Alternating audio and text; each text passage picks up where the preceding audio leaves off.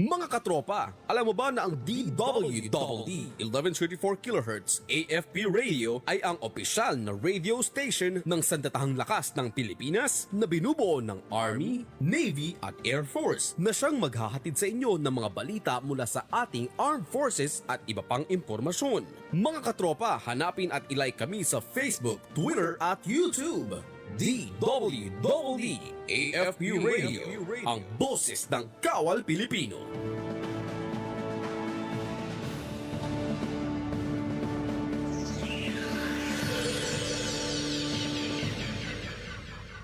Kayo ay nakatutok sa DWDD AFP Radio. Kami po ay kasapi ng KBP, Kapisanan ng mga Broadcaster ng Pilipinas. We train as one. Unstoppable, adaptable, ever vigilant.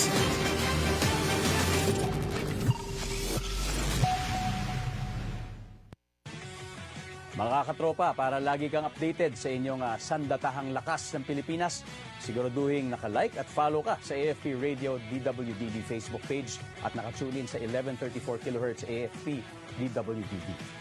Panoorin ang weekly documentary program ng AFP Radio na Ang Inyong Kawal, Sabado alas 8 ng gabi. Simulcast po ito sa Inyong Kawal Facebook at YouTube channel. And keep up the good work sa team. Ayan, Media and Civil Affairs Group, CRS AFP, maraming salamat po sa inyo. Ito ang DWDD 1134 kHz AM. Balita, impormasyon at musika. Ito ang DWDD AFP Radio, boses ng Kawal Pilipino. Success, and you, they call you Coach Laureline from some facilities, from some of the data I gathered, and meaning in my mind there's someone trying to give me a guide or mentoring me on how to be not a criminal but a more successful person. Is that how you're approaching it? Yeah. Or there's another. Yeah. That's how I approach that. And my take on that is that if you are able to do something that is completely illegal, that is like, even like the fact that it's immoral is something else. We need to work on that. Like, but the fact that you can think kind of out of the box, the fact that you can take risk, the fact that you can have like some sort of initiative in your life, you have some kind of leadership when you're like committing some crimes. So I want to know who you are and what we can do with the energy that you have. You have some. It can come from anger, it can come from the feeling of injustice, it comes from like the feeling of lack, but whatever that is, there is some... Yeah, like there is somewhere we can redirect this energy. We can make something out of this energy, and that's what I'm actually doing in jail. So I am accompanying youth, and what I'm doing is like trying to understand what brought them to crime. And some of them are just actually like very ambitious people. Like just we need to just say that some of them are just very ambitious, and they see that as a business. This is just like business. Interesting. So we just interesting. There is one part that is like, we need to heal the part that is making them go into something that is immoral, or that, like, for example, the violence. Okay, some people are going to want to murder. Some people are going to want to be violent. Like, you are going to have like very kind of bad crimes in this matter. But like, it comes from somewhere. And most of those guys, like I've been accompanying them in jail, most of them, it's like completely unconscious. Like, it's completely like out of their own control. It's just like emotional stuff. If you heal that, it's over. Like, they're not going to commit crime again. They do not even want to. So I've grown up in a very, very violent place.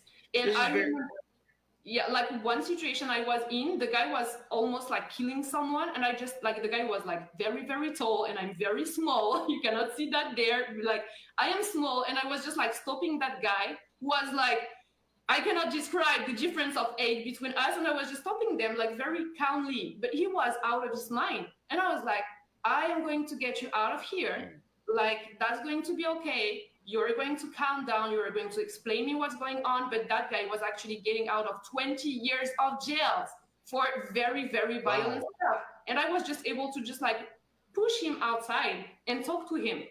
And the reason, like, when I asked, like, why did you let me? And he said, because you said, when you were talking, you said, like, you do not want to do that. I'm going to help you. And I felt it. And that guy really didn't want to be violent. He just didn't know how to do anything different at the moment. So I was just I was just helping. And so this is the first thing, like learning how to deal with emotion, learning how to heal trauma. That's the first part. Then you have all of the like building, I would say, like the moral part, which is like you can have as much trauma as you want in your life. It doesn't make you a criminal. A lot of people go through life, go through like so many difficult things. They do not become criminals. Why? Because they've been educated in some other ways. They're patient. They are compassionate. They have like a sense of justice. They could not imagine in their identity that they could hurt someone. They cannot be like, they have honesty. So that's very interesting. Yeah, so that's one part I am working on. That's very interesting, Ms. Laureline, because in how I am hearing you is that you're trying to approach it from a behavior point of view, from a root cause of his thoughts towards being given an option on either doing good or doing bad. So this is very interesting because that's the psychology of crime. On the psychology of crime, it now gives you that particular winding road options that are that needs to come in the right time in the perfect situation and being given the right options. And these are the challenges of communities. These are the challenges of society. The society in general does not particularly, as I was able to cited in one of my lectures, in cultural indifference, society does not have the right equipment, tools, methodologies, opportunities being given to them, especially in areas that are less in life. So I'm not saying it's poverty. I think probably it's lesser technology, lesser trained teachers, more violent conditions. Because we have some provinces in our country which are remote. Our country is divided in three regions: Luzon, Visayas, and Mindanao. The Luzon is where the urban is at. And the Visayas is slowly going to urban, but this is a big province. The Mindanao is also a big province, but this is where cultural differences have, because this is largely, predominantly Muslim, which is on the other side of our society, which is highly, because the Philippines is 80%, if I'm not mistaken, 80% or 70% Catholic. So that small portion, which is the side of our country, has that particular cultural indifference. This is very interesting because from your point of view, you are trying to address the attitude of indifference, having that particular sight or view to not choose crime. That's very interesting, Ms. Laureline, because I would really love to ask how you approach that, and that will be, I will hold you on, that will be your take. I will hold you on that, just like Dr. Shamir here. We have his take on cybercrime, and yours will be the psychology of crime, choosing the better option. Is that the right word, Shamir? Yep, Psychology that's right. of crime, choosing the right option. I think one of the most interesting, or one of the interesting things that Laureline has shared is that, when she says, it's not that they want to do crime, right? These guys are extremely intelligent. some of them have Fortune 500 characteristics, but the problem is they have street mentality, right? So how do we then Right. convert that street mentality to Fortune 500 mentality, right? Because they already have the characteristics of it. Like she said, they are good leaders. They are motivated to do something. It's just that their motivation is moving towards something negative or something immoral. How do we then re-divert that to focus that same energy of trying to accomplish something towards something more positive? So I think what she's doing is actually amazing, and I think Oh most of us yeah, when we look at definitely. crime, most of us when we look at crime, we always say, oh no, they are criminals. Let's just fix them or put them aside, put them away from society. But she's going and she's doing something. Nope. I understand, you have a problem. Let's now redirect this into something positive, and you're going to achieve great things. Right. My friend, it's a little of my background. Hmm. I didn't start Being a out as a criminal? good guy. I grew up in the streets, Hmm. and Right? growing up in the streets, you're very exposed to the easy things, which is doing the bad thing, and because doing the bad thing gives all the result, especially the good ones, Yeah. the things that make me buy the things I want to buy. To easily forget the pressures of life and life's terms. It easily, if it's not readily available, it is what is being manipulated for that particular child to take, because it's so easy to misdirect that particular child, especially if that child is in the environment where he or she is not even aware that that is the environment she's in. Am I correct, Ms. Laureline? Yeah, yeah. I think like what you're saying is like the extent of the role of identity in crime, like how much of a cultural thing it is. Like when I say I am a criminologist and a psychologist, people always think that I'm looking at the individual that has a problem in his mind, which is definitely not what I'm doing, because I consider most of the crime happens in a very specific context, which is not Right. dependent on who is the individual. You have people doing crime, they are actually, as Shamir said, very intelligent, and they're definitely not Yeah. having a problem in their mind. They're just giving a context that pushes them through, like, to commit crime at some point. So it's very interesting, because even if, Interesting.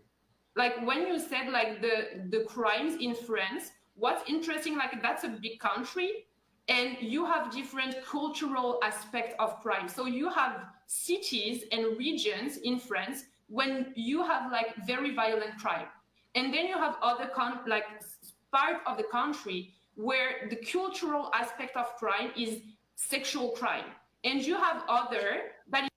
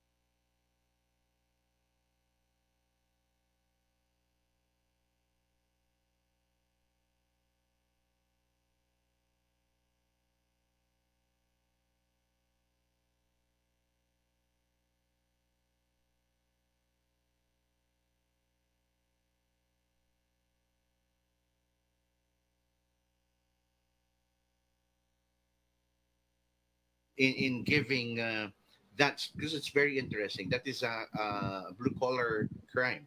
Then now you went to the executive crime. So those who are smart enough to do those particular crimes, which are I think borders on economical crime. Is that right, Shamir? That Yep. borders on economical crime, because these are Commercial crime, intelligent people, right? economical crime. Yep. Commercial economic. Yep. So this is very interesting because defining all of that now, basically.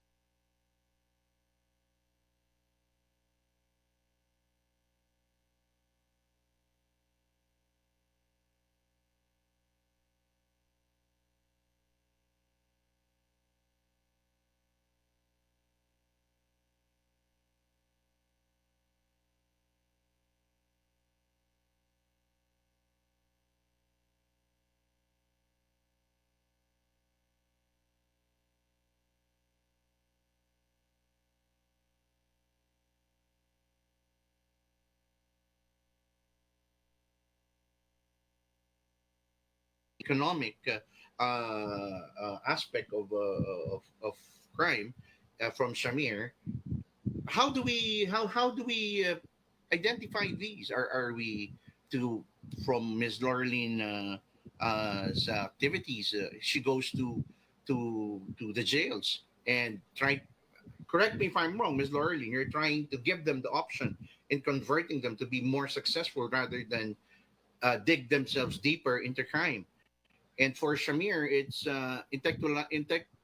intellectualizing, putting more conscious education, Yep. which I think is also what you're doing, Ms. Laureline, correct? On educating the psyche of the people. So I'll ask first, Shamir, from your end, now that on cyber crime or on cyber security, um, uh, technology is moving too fast ahead of us. Yep. How are we catching up on that particular aspect of methodologies in crime prevention for economic stability? Well, the biggest problem we'll have with that, but maybe just before I get into that, I think what Lauren says is very interesting, right? We are looking at sometimes crime that happens in certain areas, certain neighborhoods, and everybody, because the environment is Right. such, and I think that has been proven a lot with the life cost theory, which is very widely spoken in criminology. Is the environment around you is the one that shapes you, and Prof. Loy Reyes has said something interesting as well. Attitude and human behavior is a reflection of experience good and acceptable stimulus, which also is the basis of any decision and action, right? So when we look into all of that, uh, you know like what Lorena said, now is where you make that decision. With the knowledge I have or with the motivation I have, do I want to put it into something good or something bad, right? And coming and how this all relates back to technology is that what happens with a lot of crime prevention technology or a lot of cybersecurity is that they need to wait for an incident to happen before they can take action, right? Because a lot of us Right. are trained. We are trained to think that, okay, I just need to put up wall after wall after wall, right? And as it usually goes back to, if there's no demand, there's no real reason for me to develop something new.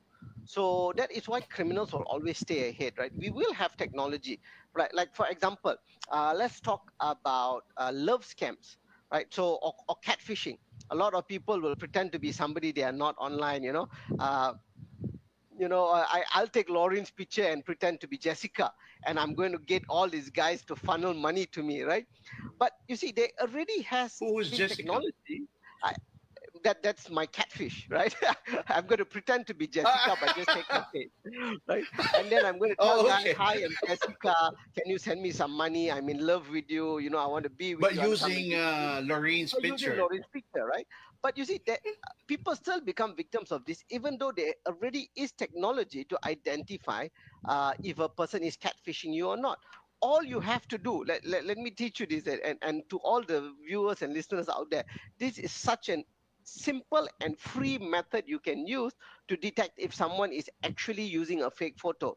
All you do, like I said, I will take her photo, I will say my name is Jessica. All you have to do is just take that photo, drag and drop it into Google Images. And what Google Images does is that it reverse searches that image. And if you see, hey, Jessica, me, but my name that keeps popping up is Laurene's account. So then oh, I'm definitely catfishing you. I am not who I say I'm supposed to be, Oh, right? It's a free feature on Google Images. It's been around, but still people have been falling victim. And the main reason for that is that even though, like earlier we spoke, you asked about what are the current tools. These tools are out there. It's just that are we aware of it or not? The biggest problem is that a lot of people follow influencers which don't know what they're talking about when it comes to crime prevention, instead of listening to shows like yours, right? More people should be tuning in to these sort of shows so that they actually understand what's going on, instead of following somebody on Instagram and TikTok who have no idea what they're talking about when it comes to crime prevention and security, and, and, but and the and falling culture advice of from them. but the culture of social function Yeah. is liking someone you don't know. See that's where the very interesting part is. This is where criminals capitalize. Yep. They give you that particular bait of interest in finding, because naturally, I mean, Miss Lorraine will agree here. Um, Naturally, a kid or a person of lesser information Hmm. chooses the exciting part, which is the Yeah. more adventurous part of it. Talking to someone they don't know, Yes. getting interested in some things that this particular person keeps on posting that makes me wanna be part of that person's lifestyle. So Yes. then, of course, if I'm not going to verify and fact check, then I will Yeah. be easily baited. You know, uh, there's a interesting uh, message here that Dr. Lloyd Reyes was able to. The Vice President of Campus Security and Safety. He said, attitude and human behavior is a reflection of experienced good and acceptable stimulus, which is also the basis of any decisions and actions.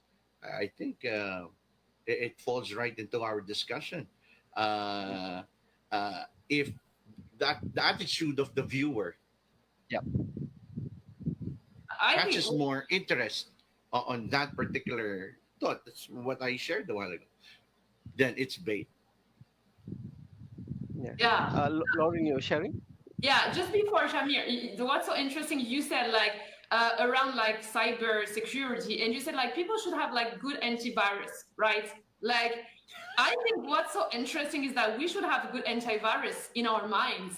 Like the Yes. problem, like, that's what I am teaching, is because this is like mostly the work of Shamir is preventing people from being victims of crimes. I am preventing criminals from being more criminals. Like I just like stop them from being criminals. But Shamir is teaching people not to be victims of crime, which is like a super important work. And what we do for that is just like we create antivirus in the mind. Like if I am so well with myself, I do not need the love of Jessica that I do not know, that is online and lying to me that she loves me and she needs me and I am so important. And like if I do not need that, why would I fall into this trap? If I am so good with myself, if I am not dependent, like I do not have inner insecurity, I say that even for criminals, because criminology is actually victimology. Like most Right. criminals have been victims and are still victims in what they're doing. So if you look at We criminals, call that codependence. yeah, and like they've Somewhere been, in their history, yeah, someone made them a dependent of what their criminal environment was. yeah, and that's like really you see them. Someone has been lying to them, saying like you will have the life of your dream. You will have recognition. You will have respect. You will have like a certain level, of social, you know, and they're just falling into it, they're buying it. And this is like you find them in jail and they were like, I was just hoping for my beautiful life. And you're like, just because they feel so insecure with themselves, they feel like I if was they really don't have money, they are no one. right. They're relying on having a lot of money to become a huge person in life. So if you remove that and you just bring like self-trust, self-confidence, leadership, like honesty, all of that, they just stop being criminals. So here's a Yep. good code. Now, Dr. Reyes, Dr. Dr. Lloyd Reyes is Reyes, thank you answering very your much. thought. You're three, the living antivirus. Thank you for being around. No, no, See, but that's I think Dr. Reyes is also one of those, for I'm sure everyone in the Philippines knows him as well. you know And I've Dr. had Lo. the You met pleasure. him in IPSEC. Yeah, You met yeah. him in So IPSEC. He's one yes, of I've those had the guys that pleasure I of introduced to you speaking to before. him and all. Yeah, thank you very much, and always thank you for the kind words. Tec- Uh, See, technically, what we are discussing now are finding the antivirus. I think that's the reason why we are all in the world of study of crime. because we want to really know what makes a person become a person of criminal intent. Criminality is the intention to commit. Is that correct? That particular illegal act, unlawful act. That's why it becomes a crime, because it is a violation of law.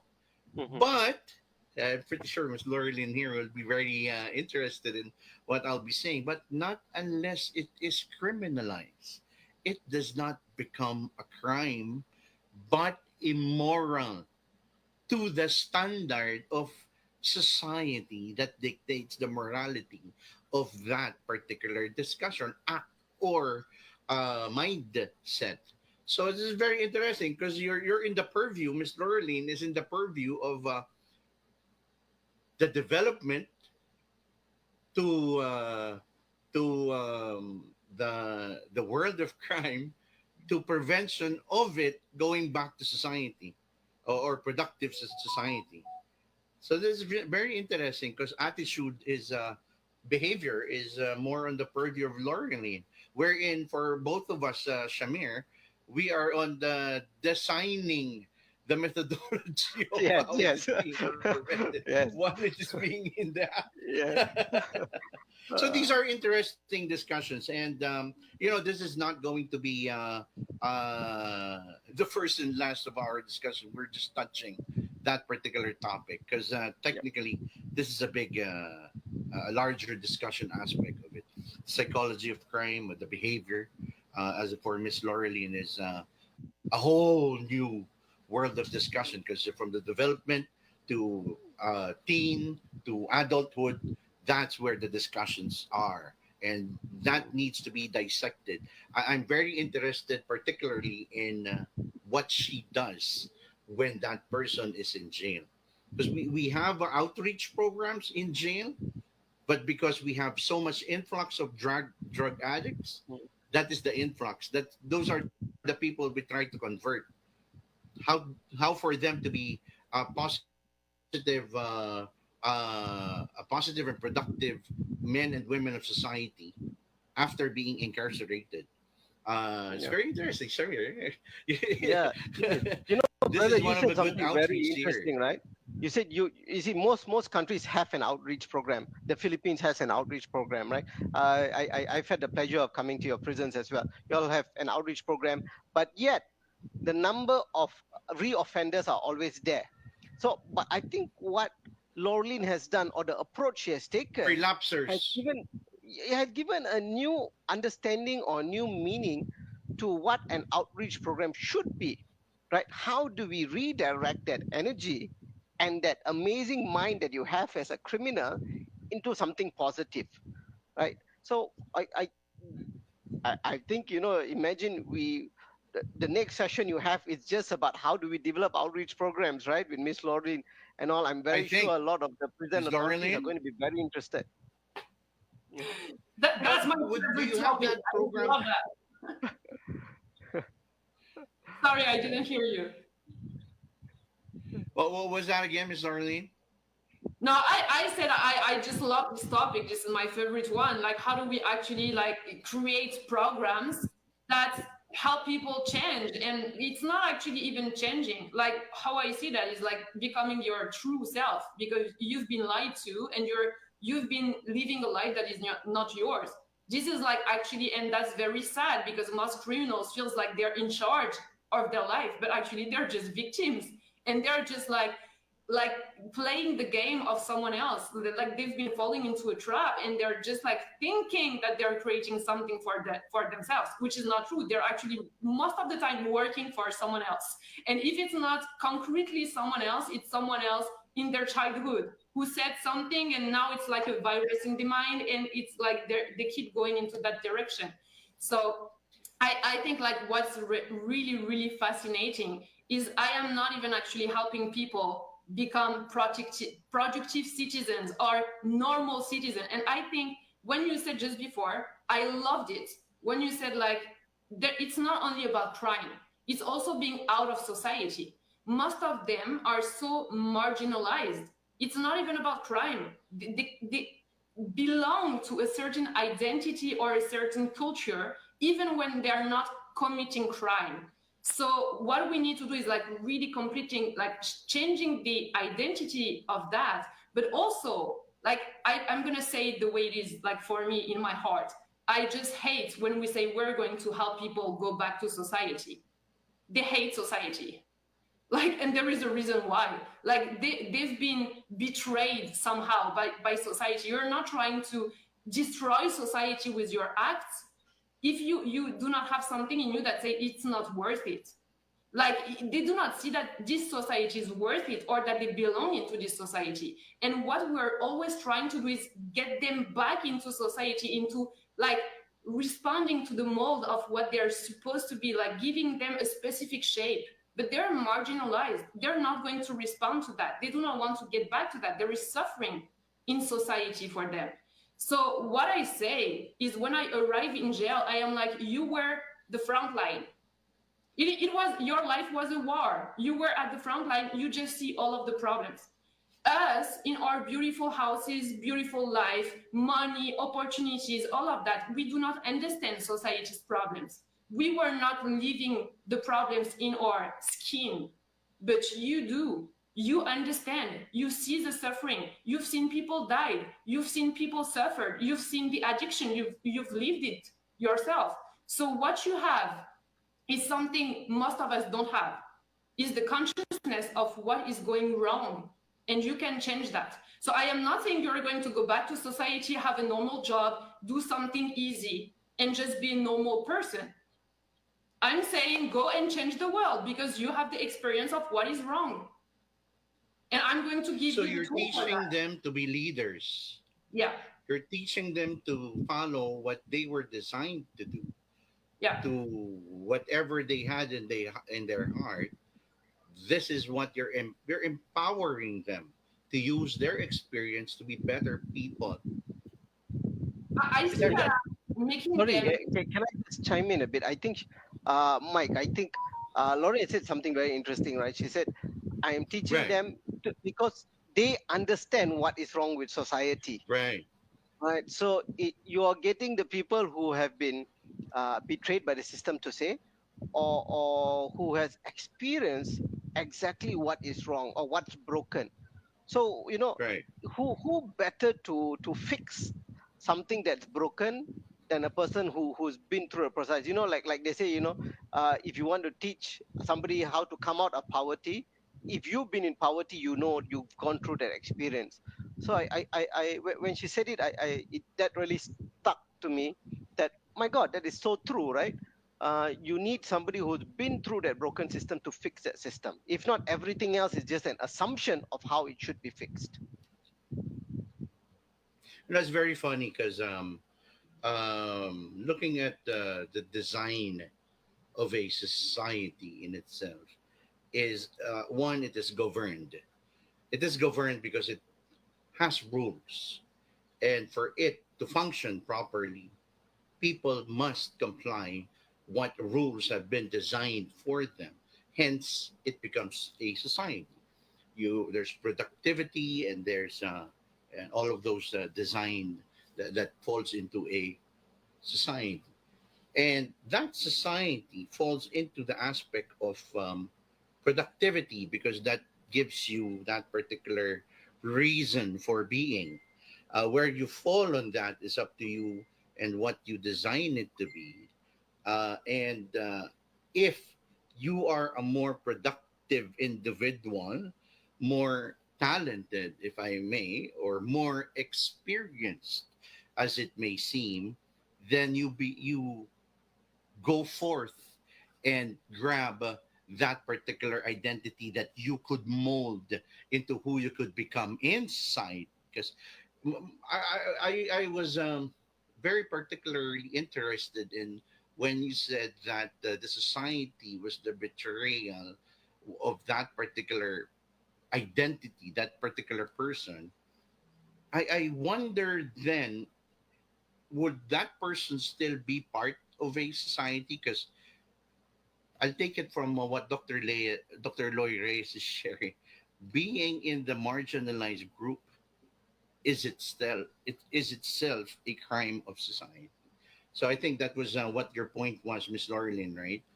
But the society is still where the part of that particular citizen falls into.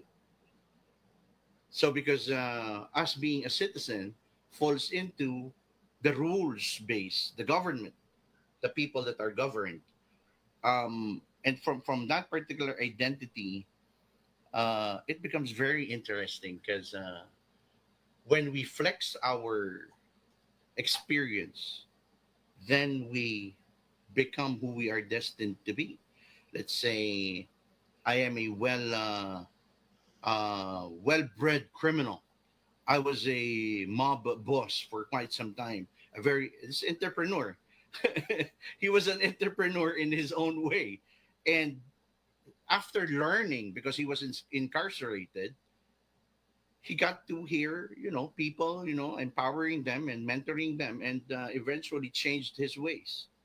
He now became one of the owners of a good business, legal business outside, which is in society.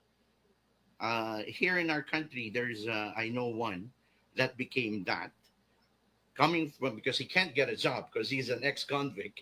So he was very entrepreneur enough to make his living, and he's a good cook.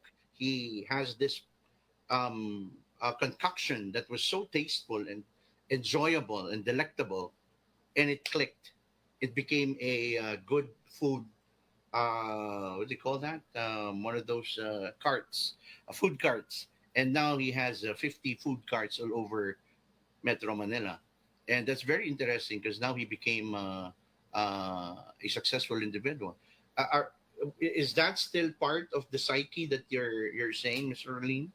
Yeah, definitely. Like that's a very good example. I have another one, like a guy that I accompanied in jail. When he got out, like he started working in exactly what he wanted to work in, but it required a lot of effort. So you need to have like a very strong mindset to just like keep in your lane, and you have a goal, and you are going to just like go through any kind of challenges that you will face. And he did that, and then he was like contacting me and saying like, I changed my life, and I'm changing the life of my brother who was also in jail. I am changing the life of my family, and I am changing like I want to change more lives. And he was like, I want to go to jail with you. I want to speak.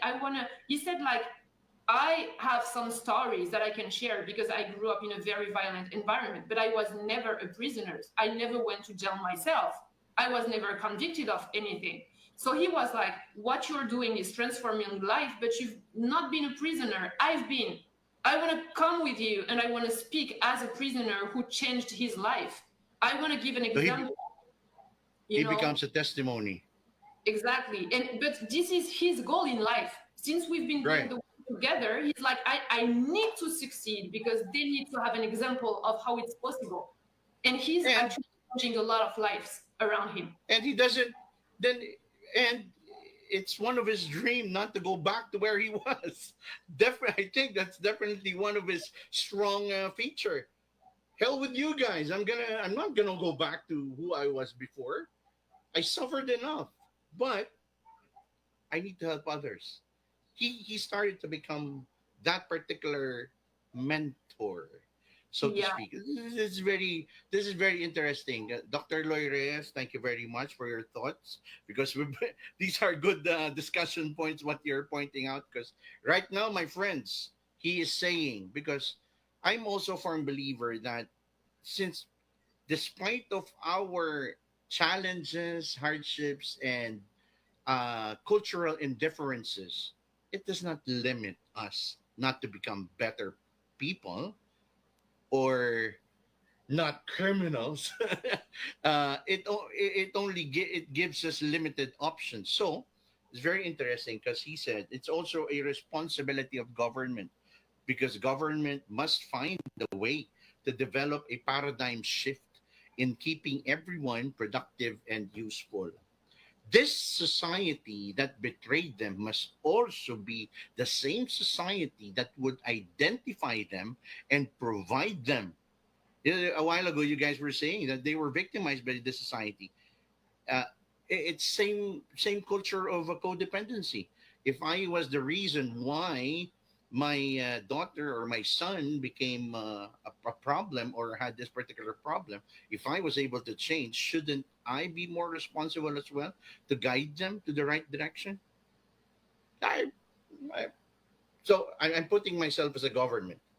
If the government is the one that was having a problem with identifying the particular rules and incarcerated me the wrong way, they were too harsh for me and uh, stereotyped me as an addict or sort of saying a criminal, criminalized me. Therefore, I was betrayed by the system. Wouldn't that same system be able to be the same system that would identify that particular victim to become, oh, he's no longer part of the stereotype. He is now this particular stereotype because there's it's still stereotype, my friends. Success puts you in a category that falls under a certain identification. That's why Dr. Loria is very interesting because when he said being in the marginalized group is itself a crime, but we are all part of the marginalized. We're a marginalized group of criminologists. Is that correct? Laureline here is a marginalized group of psychology, criminal psychology advocates. We're very marginalized. We're very like We're not a very, lot of us. yeah, that's interesting when you said that we're very because in the Philippines we the very challenge we have is placing counselors, guidance counselors in schools because as you said they must be guided before they they should have options. It's very interesting how your culture works because I'm starting to feel just like Dr. Shamir here. It's very interesting how Malaysian society also works in decriminalizing or finding child behavior before they become criminals. Because there's always two routes, right? Yes. Better person, good Yep. person, or that particular person that goes to the other Mm. side. Yep. Well, one Shamir? of the things that's interesting is that is that age where the 12-year-olds to 15 years old, right? This is the age that what you would categorize as the junior youth age, right? You are not a child anymore, nor are you a youth yet. You're not a teenager yet. You're just that in between Is stage, that and that's the juvenile? time. Well, it's juvenile, but it's still No? you are juvenile, right? You are in that juvenile Right. category, but you know, as an individual, you are what we would categorize as something called junior youth. You're not a youth, nor are you a child. You're in that in between stage. And what's interesting about that is that that's the time you're finding your identity, right? You're not a child anymore, but you're not yet a teenager. So what is your identity? And that's why, if you're in the wrong It's a society, you're in curiosity the wrong, state. yeah, you're in the you're in the wrong group of friends, and then you become, for example, just say, I'm very close to my neighbor and he's a drug dealer. So what do you think that's going to happen to me at 12, 15 year old? I'm going to look up to that guy, right? So I'm going to say, okay, when I grow up I want to be a drug dealer. So that age is a very crucial age, right? That if you channel it right, you get very, very good individuals from there. If it's channeled in the wrong direction, and that becomes the identity. I'm going to be a gangster, I'm going to be a drug dealer, I'm going to be a murderer, right? So it's so important for us to channel it at that stage. It's very interesting because that's when we now go into finding the solutions, how to provide the particular identification of solutions for people to have options where direction to go. This is very interesting because that falls on the purview of Miss Lurleen. And for us, it's very highly beneficial, my friend Shamir, because this is also where we find the good designers of crime preventive tools because if they become people who would look up to some people, because I've known a few that had Hmm. a police officer as a neighbor, and they wanted to become a police officer. Ah, So that's exactly, perfect. so Yeah, it's yeah. it's a good thought, and I would love This is where we would have to have our audience uh, think of what was already discussed and how do you call this sulk what had already what so many thoughts and ideas had already been thrown into this particular airing of our program because those were big words, my friends. The experience of Miss Laureline and how she deals with society, in particular in France, and she could, how she does her thing in doing her advocacy. I'll just give an overview to our friends. In her site, Laureline Soler method, I translated it in English. I hope that's okay. I'll be reading from that. She said that, hello, I'm Laureline.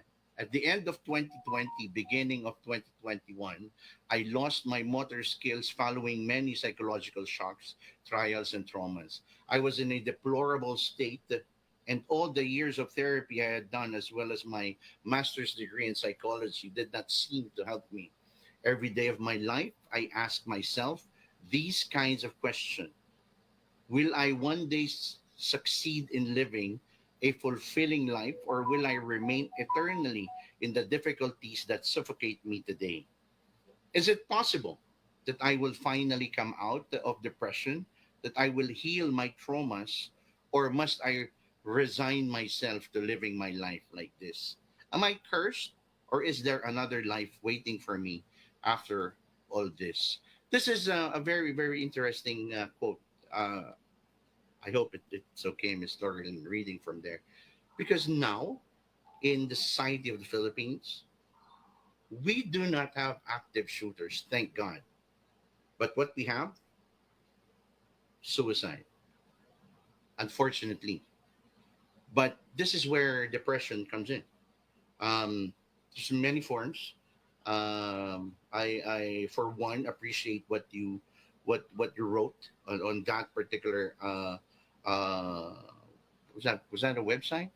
Yeah. It's a website, right? That's your website. So, because it sends a message, crime prevention is so fast that it's designed like a web. It's so many items um, that it's very interesting to to talk about. And from the next episode, I will have to invite you guys again because this is a good topic.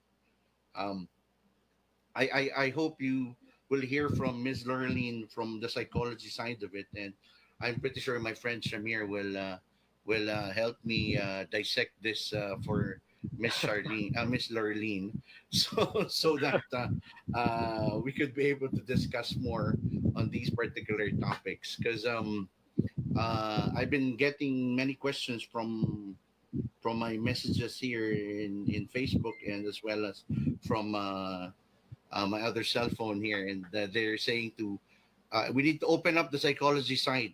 Yeah, but we also need to talk about the practical side. Now, what are your methodologies of crime prevention? So we have both of them here with us, ladies and gentlemen, and I hope you guys enjoyed that particular discussion. Well, that will be the takeaway, and we'll give some parting message and uh, his takeaway from the discussion. And of course, then we'll go to Miss Laureline on her takeaway and her message for all of us. Shamir, you Yes. first. Thank you very much. So I think just to conclude what we were roughly sharing today, one of the things that I think is very important is that when it comes to crime prevention, don't forget there are already tools out there. All you need to do is to prepare yourself, check it out, and stay updated. And if you are not following Mike's podcast, you have to follow because that's where you get information to stay updated on what's currently going on, right? And just touching a little bit on what Laureline said about having good role models around and for you as a junior youth to move forward and to achieve things in life. I have to say, I know your story on how you've grown from where you started to where you are now. You're an example of a good role model. So First of all, I have to say thank you very much for being an awesome soul and contributing to society. You could have diverted at any time, but you worked your way up. You worked your way up. You started from the bottom, and brother, I'm so pleased to see your progress, and I'm proud to call you my brother. It's such an honor to be part of your show. And any viewer who's watching this, you need to share this with people and get more people to watch this. Don't just watch it and be selfish and keep it for yourself. Share it with people and let people learn from this. These are good platforms. It's perfect platforms for people to learn good stuff, right? So again, thank you very much, brother, for having me here, and it's always a pleasure. I'm always happy to come back. Thank you very much.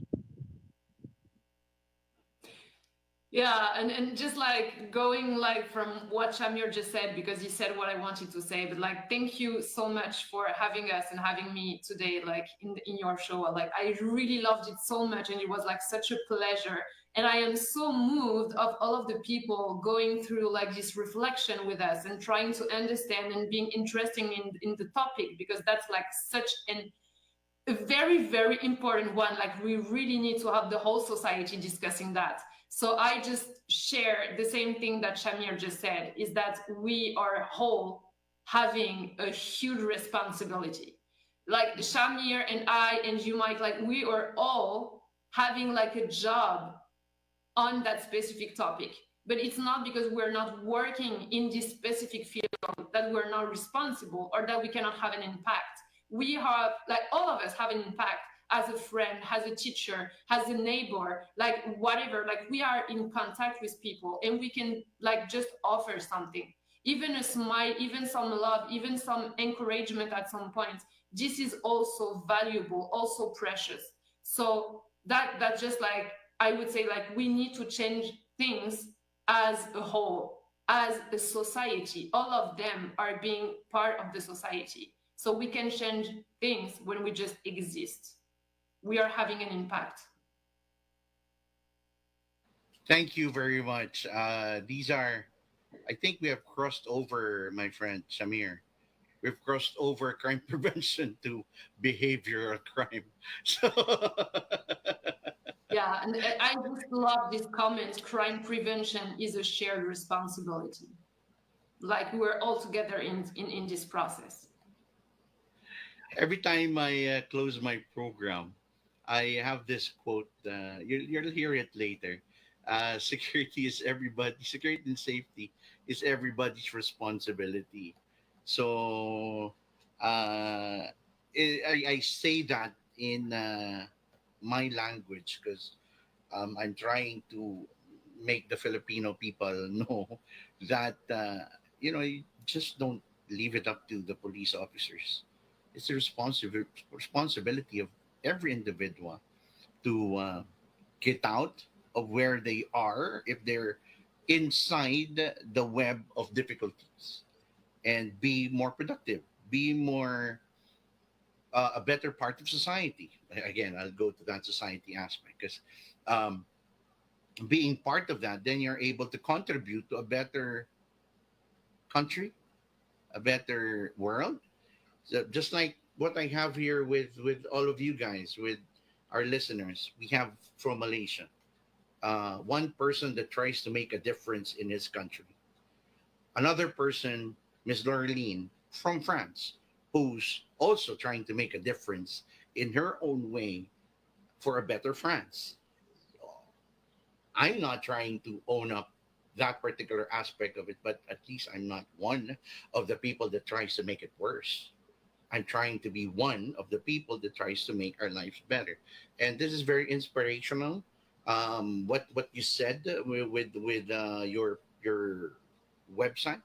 Um, Now I understand why Shamir was very interested in endorsing you to be part of the program. Now I see why, because it's very interesting when you share when you share advocacy. It's not just passion; it is the direction, it is the vision, it is the goal, it is what had already been molded in your heart, and nobody can beat that if it's inside the heart. I don't think anyone nor anything can be able to stop your particular movement towards what direction you're heading. So it's my pleasure, it's our countrymen's honor to have you guys with us in our small radio program, and to the people listening in radio right now. So we have with us Dr. Shamira Haduray from Malaysia, and Coach Laureline from France, Laureline Soler from France, and giving out their thoughts and their visions in a better society, a better countries, better world for us to live in. My friends, Shamir, thank you very much for joining me in this program. Thank you very much, Ms. Laureline, for joining me. As I close, I'll be going to my dialect. Sa tulad po ng lahat ng kwentuhan o usapan, tayo po'y palagi may umpisa at may katapusan. Naway marami po tayong napulot na aral at magagandang halimbawa at storya na magsisilbing handang gabay sa atin sa lahat ng hamon sa buhay.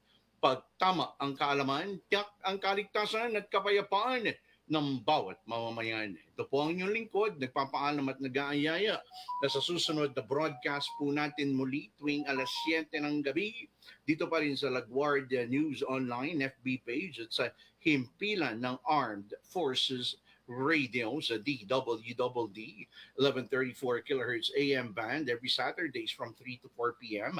and all its social media accounts at AFP Radio, Mike LaGuardia Datuin, Angel de la Guardia, Mike Datuin, LaGuardia News, and at LaGuardia, Angel de la Guardia by Mike Datuin YouTube channel.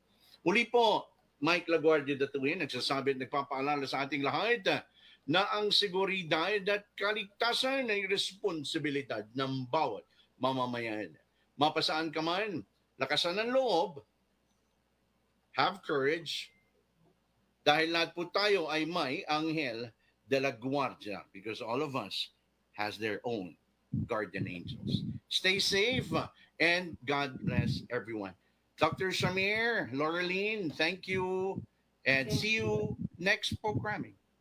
Thank you very much. Looking forward to it. Yes, thank you for your work. I will come back with a lot of joy. Bye-bye. Ito ang DWDD 1134 kHz AM. Balita, impormasyon at musika. Ito ang DWDD AFP Radio. Boses ng Kawal Pilipino. Kayo ay nakatutok sa DWDD AFP Radio. Kami po ay kasapi ng KBP, Kapisanan ng mga Broadcaster ng Pilipinas.